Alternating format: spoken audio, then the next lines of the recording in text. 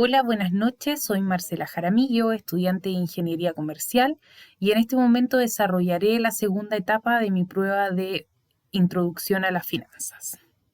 Para esto me apoyaré en un Word y en la tabla Excel que tengo en el computador.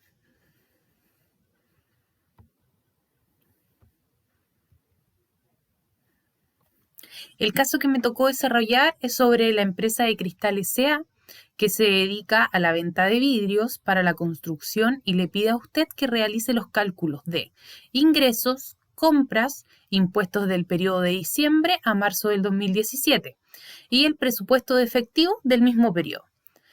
Para esto nos entregan cierta cantidad de datos, que son los que aparecen ahí, sobre las ventas, la forma de pago de las ventas, sobre las compras, el IVA, los impuestos, unos honorarios y unos arriendos que se realizan mensualmente.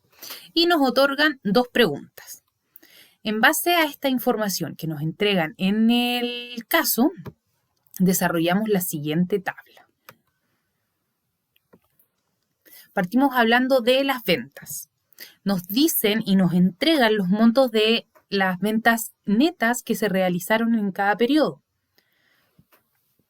En el mes de diciembre nos dicen que hubieron ventas por 18 millones, en enero por 32 millones, en febrero por 25 millones y en marzo por 31 millones. Como estamos hablando de ventas netas, a estas ventas le sacamos el IVA y nos queda el total de las ventas de cada periodo. Sin embargo, nos dicen como otro antecedente la forma del cobro de estas ventas, por lo que nosotros sacamos el presupuesto de cobro.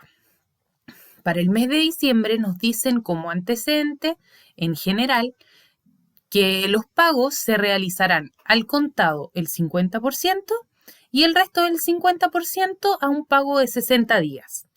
Como por ejemplo, tomaremos el mes de diciembre, las ventas totales eran de 18 millones, por ende, el pago al contado serían de 9 millones y el crédito a los 60 días sería en el mes de febrero por el resto de los 9 millones y así sucesivamente. Con esto tendríamos, con ese cuadrito que les estaba mostrando, tendríamos los ingresos, acá, los ingresos de cada periodo. Está todo confuso, así que se suma solito. Después, como otro antecedente, nos entregan las compras. Nos dicen, no nos dan los valores de las compras, pero sí nos dicen que las compras de diciembre corresponden al 50% de las ventas netas del mismo mes. Y así que en enero corresponden al 60% de las ventas netas, en febrero al 40% de las ventas netas y en marzo al 35% de las ventas netas. Por ende, se calcularon estos porcentajes de los valores de acá. De estos valores se sacó el 50 respectivamente, el 60, el 40, 35. Con esta información le agregamos el IVA, ya que nos decía que estábamos trabajando con valores netos. Y después, como otro antecedente, nos dicen que las compras se van a cancelar 60% al contado, 20% a un plazo de 30 días y el otro 20% que nos va quedando al crédito de 60 días. Por lo cual, como ejemplo, en mes de diciembre, que eran las compras por 9 millones, tenemos que el 60% de esos 9 millones son al contado, que corresponderían a los 5.400.000, el 20% 1.800.000, que sería a 30 días, y el otro 20% a 60 días, que iría en el mes de febrero. Ahí. Y con esto tenemos el total de compras, de gastos por compras que se realizaron durante cada periodo. Más antecedentes nos entregaban en el caso sobre los impuestos que se pagan. Nos decían que habían unos pagos de PPM, nos hacían mención también a unos honorarios. De esto tenemos obviamente el IVA, que decían que el IVA era el 19%. Se sacó, vamos a trabajar solamente con el IVA total, que vendría siendo el resultado del IVA de las ventas, menos el IVA de las compras. Tenemos los PPMs, tenemos los honorarios, que los honorarios corresponden al 10% del pago total de honorarios que se hacía mensualmente, que era de 1 millón de pesos. Y lo sumamos todo y tenemos el total de impuestos de cada periodo. Con toda la información que ya tenemos fabricada en nuestros cuadros, podemos recién empezar a fabricar, a construir y a llenar los datos en nuestro presupuesto efectivo. No tenemos saldo inicial de caja en el mes de diciembre, así que se empieza a contar de cero. En el presupuesto efectivo vamos a ingresar como datos todos los ingresos y los egresos de cada periodo respectivamente.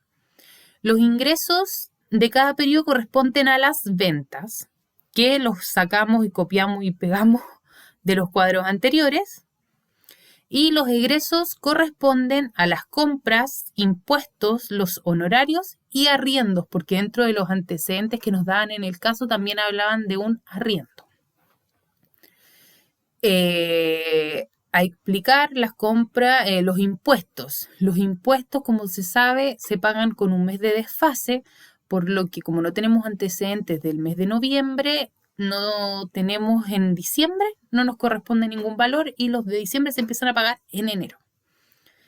Los honorarios, como lo dije anteriormente, se pagaban por 1 millón de pesos mensual y el 10% que falta aquí ya está ingresado dentro de los impuestos, por lo que solamente mensualmente se pagan 900.000 pesos y el arriendo. Con este flujo que ya tenemos de los ingresos y los egresos, podemos sacar el superávit o déficit que hay en cada periodo, restando los ingresos menos los gastos. Y con eso obtenemos el superávit y sabemos si tenemos ganancias o pérdidas en cada mes. Posteriormente obtenemos el saldo final de caja, que con esta información es con la que vamos a trabajar para el mes final y vamos a saber si ya tuvimos el pérdida o ganancia total. En el primer mes, como no teníamos saldo inicial de caja, el superávit en este caso se transforma en el saldo inicial del mes de enero y así sucesivamente. Eso sería el desarrollo del caso en general. Ahora nos vamos a las preguntas específicamente. La primera pregunta señalaba: ¿cuál es el total de egresos para el mes de enero?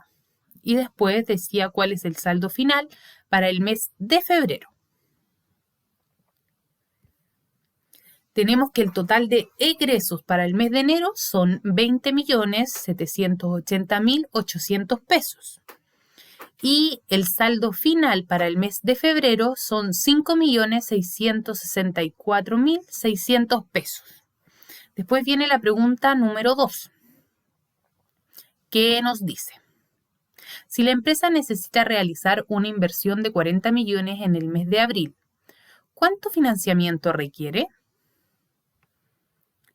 Como ya sabemos el saldo inicial de caja del mes de abril, lo único que tenemos que hacer es a los 40 millones que necesitamos para la inversión, es restarle los 22 millones que nos quedó saldo inicial de caja. Por lo tanto, el crédito que necesitaríamos o dinero faltante para la inversión que necesitamos sería de 17.896.900. Y esa sería mi explicación del caso. Muchas gracias y buenas noches.